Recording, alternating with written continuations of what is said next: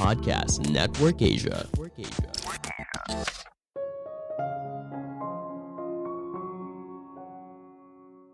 Pengusaha sukses tidak memilih untuk mengikuti aturan main yang sudah ada.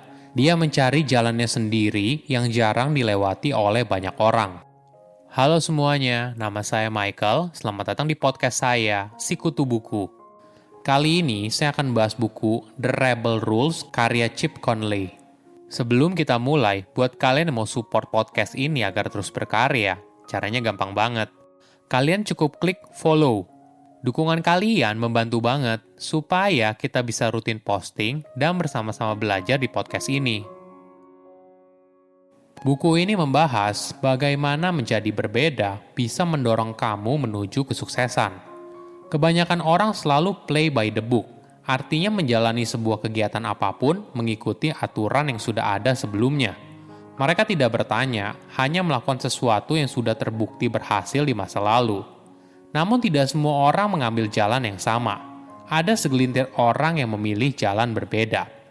Mereka memilih untuk mempertahankan inner rebels atau jiwa pemberontak di dalam dirinya dan mengeksplorasi jalan yang jarang dilalui oleh banyak orang.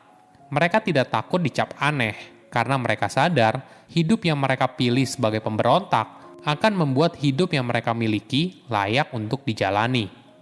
Saya merangkumnya menjadi 3 hal penting dari buku ini. Pertama, resep menjadi pebisnis yang sukses. Apakah kamu pernah bertemu orang yang sukses tapi merasa tidak bahagia? Orang tersebut banyak meraih pencapaian yang luar biasa, tapi merasa apa yang dicapai terkesan tidak ada artinya. Mungkin saja orang tersebut sedang tidak terhubung dengan inner rebel di dalam dirinya. Setiap orang pada dasarnya memiliki jiwa pemberontak. Ini yang membuat banyak orang mungkin merasa memiliki bakat spesial atau passion dalam sebuah aktivitas saat kecil. Namun mereka melepaskan semuanya ketika beranjak dewasa. Ada kriteria pengusaha tergabung dalam kategori business rebels yang mampu menjaga inner rebel mereka hingga dewasa. Ada kisah menarik dari penulis. Ketika berusia 26 tahun, penulis melanggar 2 aturan utama dalam memulai sebuah bisnis. Dia berinvestasi dalam industri yang tidak dia ketahui sama sekali dan dia mengabaikan pandangan umum kalau harus mencari lokasi terbaik. Saat itu, penulis membeli sebuah motel terkenal dengan konsep bayar per jam di lingkungan kumuh San Francisco. Puluhan tahun kemudian, penulis dikenal sebagai anak ajaib dari industri pariwisata Amerika Serikat dan dikenal sebagai pengusaha yang jenius dan kreatif. Semua hal ini terwujud karena penulis tidak berpikir play by the book. Artinya, hanya mengikuti aturan main lama yang sudah ada sebelumnya. Penulis memilih untuk menjadi pemberontak dan mencari jalannya sendiri. Pilihan untuk menjadi bisnis rebel tentu saja tidak mudah.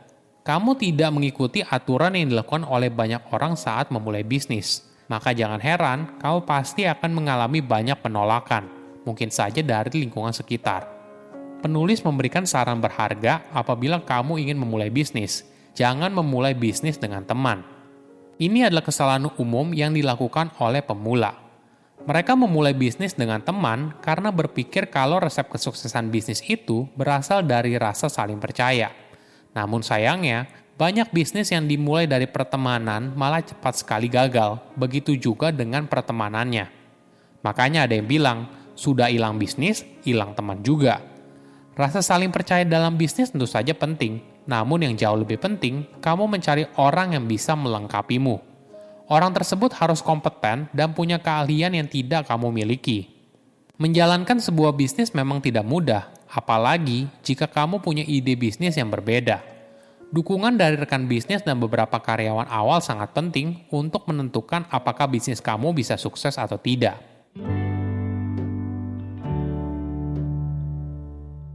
Kedua, berbeda itu lebih baik.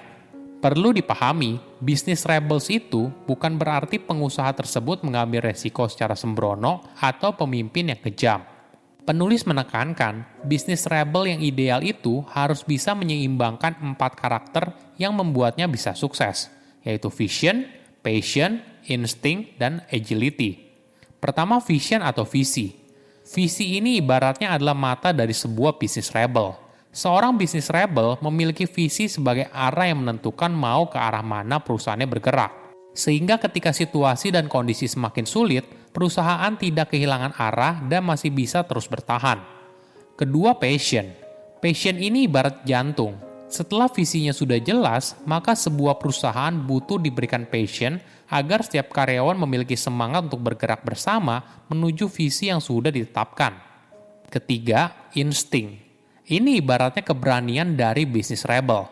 Mungkin mudahnya, kita bisa mengambil contoh dari Steve Jobs yang dikenal sebagai pemimpin yang punya indera keenam karena mampu meramalkan produk masa depan yang mengubah dunia. Misalnya melalui beberapa produk Apple seperti iPod, iPhone, dan sebagainya. Keempat, agility atau kelincahan. Ini ibaratnya adalah kaki dalam sebuah bisnis rebel dan merupakan pembeda utama dengan bisnis zaman dulu. Misalnya jika sebelum meluncurkan produk, biasanya akan melalui riset panjang bertahun-tahun. Namun di zaman sekarang, bisnis rebel memilih untuk mengambil keputusan yang lebih singkat dan memperbaikinya sembari jalan. Namun sekali lagi, keempat hal ini harus bisa berjalan seimbang dan seirama, karena kalau tidak, malah jadi berbahaya. Ibaratnya begini, punya visi yang bagus tapi tidak lincah dalam bergerak, maka akan buat perusahaan selalu ketinggalan. Punya passion yang tinggi tapi tidak memiliki keberanian untuk melakukan sesuatu yang berbeda, akan menghasilkan seorang pemimpin yang menyenangkan tapi selalu bimbang. Tugas kita adalah menyelaraskan keempat bagian yang berbeda ini dan menciptakan sebuah lagu yang indah.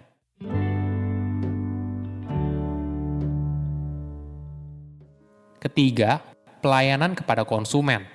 Saat ini, pelayanan terbaik menjadi sangat penting.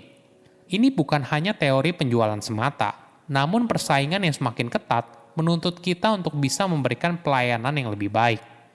Penulis membagi tingkat layanan berdasarkan kepuasan konsumen, mulai dari tinggi ke rendah, expected, desired, dan unexpected.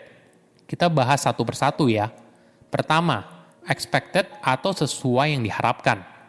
Ini adalah layanan minimal yang biasanya diberikan oleh perusahaan dan sudah diharapkan oleh konsumen sewajarnya dia mendapatkan hal tersebut. Hal ini biasanya mencakup pelayanan standar dan keramah tamahan. Konsumen mungkin akan kembali lagi apabila dia belum menemukan pilihan yang lebih baik.